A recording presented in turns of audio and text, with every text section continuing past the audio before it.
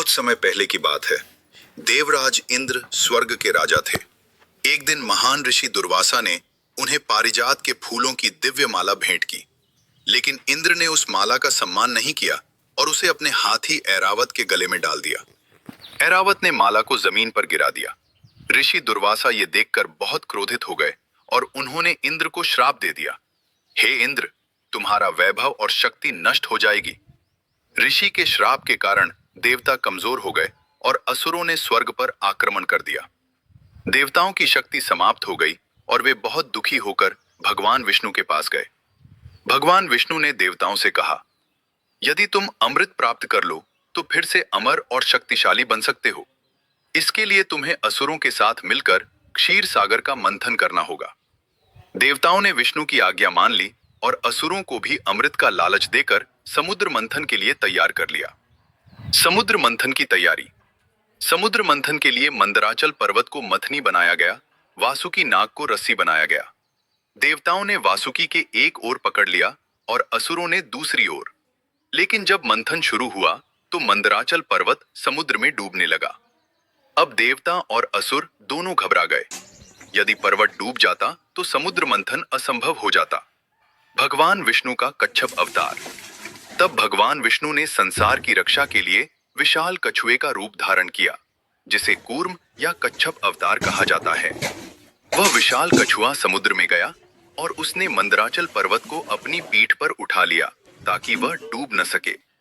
अब पर्वत स्थिर हो गया और देवताओं तथा असुरों ने समुद्र मंथन शुरू किया। कहा जाता है कि मंदराचल पर्वत के घूमने से भगवान विष्णु की पीठ पर एक दिव्य स्पर्श उत्पन्न हुआ और उन्हें भी आनंद की अनुभूति हुई। समुद्र मंथन से निकले 14 रत्न। जब समुद्र मंथन हुआ तो उसमें से कई दिव्य वस्तुएं निकली, जिन्हें 14 रत्न कहा जाता है।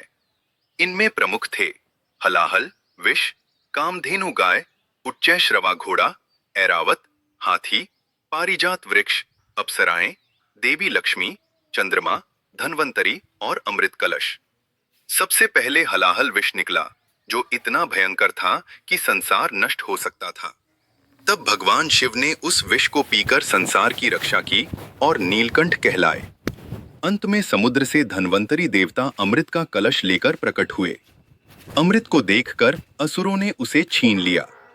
तब भगवान विष्णु ने एक और लीला की। उन्होंने मोहिनी रूप धारण किया और अपनी मायावी सुंदरता से असुरों को मोहित कर दिया। मोहिनी ने अमृत देवताओं को पिला दिया और इस प्रकार देवता फिर से शक्तिशाली हो गए। कच्छप अवतार का संदेश। भगवान विष्णु का कच्छप अवतार हमें यह सिखाता है कि जब संसार संकट में होता है तब भगवान स्वयं अवतार लेकर उसकी रक्षा करते हैं। धैर्य और स्थिरता से ही बड़े कार्य पूरे होते हैं। कछुए की तरह स्थिर रहकर कठिन परिस्थितियों को पार किया जा सकता है। भगवान विष्णु का कच्छप अवतार हमें यह सिखाता है कि जब भी संसार में संकट आता है तब भगवान किसी न किसी रूप में अपने भक्तों की रक्षा के लिए अवश्य प्रकट होते हैं। इसलिए सच्चे मन से भगवान का स्मरण करते रहें।